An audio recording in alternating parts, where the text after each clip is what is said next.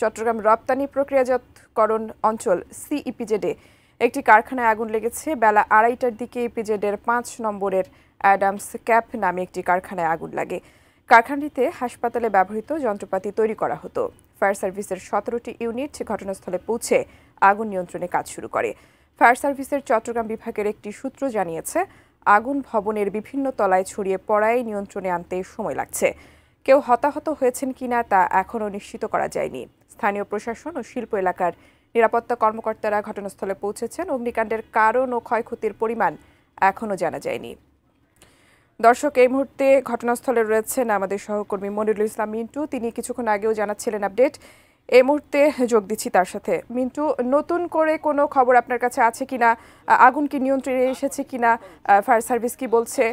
হতাহতের কোনো খবর পাওয়া গেছে কিনা বিস্তারিত জানাবেন। চাকরি করেন, অনেকের রুটি রুজি জীবিকার বিষয় ছিল এবং এই গার্মেন্টসটি আমরা নাম শুনেছি যে আদম ক্যাপস, এবং এখানে গার্মেন্টস এদিকে এখানে যে মেডিকেল অ্যাক্সেসরিজ বিশেষ করে পিপি, মাস্ক এইগুলো তৈরি হতো। এরকমই এখানকার যারা শ্রমিক তারা আমাদেরকে জানিয়েছেন। তো আমরা একটু রেড ক্রিসেন্টের সদস্যরা যারা রয়েছেন তাদের সঙ্গে আমরা কথা বলতে চাই যে আসলে সার্বিকভাবে নিরাপত্তা ব্যবস্থা কি এবং সেই সঙ্গে ফায়ার সার্ভিস সহ অন্যান্য বাহিনীর সদস্যরা কাজ করছে, এখন আসলে কি অবস্থা?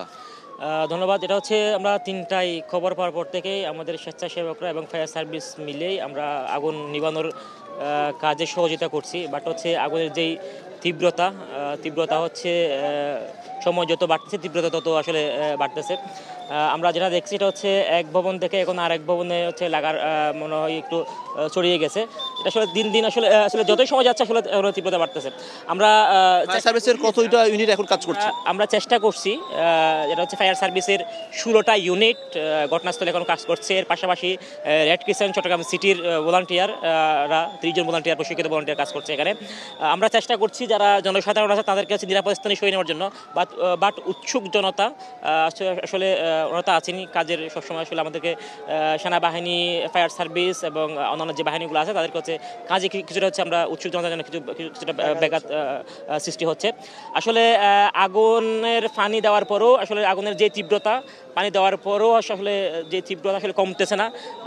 মোটামুটি এখন আগুন আমরা বলতে পারি আগুন নিয়ন্ত্রণের বাইরেই, যেটা আসলে আমরা বলতে পারি আর কি। ধন্যবাদ রেড ক্রিসেন্টের সদস্যকে। আমরা একটু এই ঘটনার যে প্রত্যক্ষদর্শী এইখানে যে কারখানাটিতে পাশেই কাজ করতেন তার কাছ থেকে আমরা জানতে চাই। আমরা শুনেছি যে ঘটনা 1:30টার দিকে আসলে আপনি আসলে কি দেখেছেন? আসসালামু আলাইকুম। আসলে ঘটনা আপনার লাঞ্চের পরে আগুন লাগছে ওই 8তলার উপরে। তখন আগুন ছিল হালকা, তখন ফায়ার সার্ভিস তারা ছিল না, তারা খবর পাইছে আরও পরে। তারপরে তারা আসছে, মোটামুটি তখন আগুন ছড়াই গেছে। তারপরে আর নিয়ন্ত্রণে কিছু নাই, আর শ্রমিকের কোনো ক্ষতিগ্রস্ত হয় নাই, সবাই বাইরে গেছে। আর তো আছে ফায়ার সার্ভিস, তারা কাজ করতেছে মোটামুটি। আমরা প্রথমে শুনছিলাম যে আসলে অনেকে আহত হয়েছে, কিন্তু পরে আস্তে আস্তে আমরা যেটা জানতে পারছি যে এখানে শ্রমিক প্রায় 500 শ্রমিক এখানে তারা কাজ করতেন এবং ঘটনা হয়তো 1:30টার আগে পড়ে।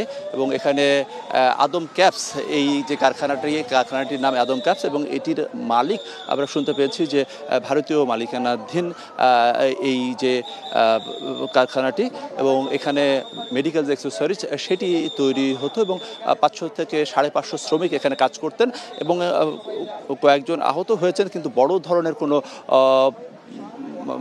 আটকে থাকা কিংবা মারাত্মক কোনো জখম এইরকম কোনো খবর এখন পর্যন্ত আমাদের কাছে নাই। যারা বের হতে গিয়ে, শ্রমিকরা বের হতে যে হুড়োহুড়ির মধ্যে কয়েকজন আহত হয়েছেন, কিন্তু তাদের অবস্থা যে খুব ভয়াবহ এরকম এখন পর্যন্ত শুনিনি। এবং ধারণা করা হচ্ছে যে শর্ট সার্কিট অথবা কেমিক্যালের কোনো বিষয় থাকতে পারে এই দুর্ঘটনার জন্য, কিন্তু এখনই আসলে এই বিষয়টি বলা সম্ভব নয়। সর্বাত্মকভাবে চেষ্টা চলছে আগুনটাকে নিয়ন্ত্রণে আনার জন্য, কিন্তু যে অবস্থা তাতে আসলে এই ভবনে আগুনটাকে নিয়ন্ত্রণ সম্ভব নয়। তবে তাদের ফায়ার সার্ভিস এবং অন্যান্য বাহিনীর চেষ্টা যাতে আশেপাশের যে ভবনগুলোতে যাতে এই যে আগুন সেটি ছড়িয়ে না পড়ে। কিন্তু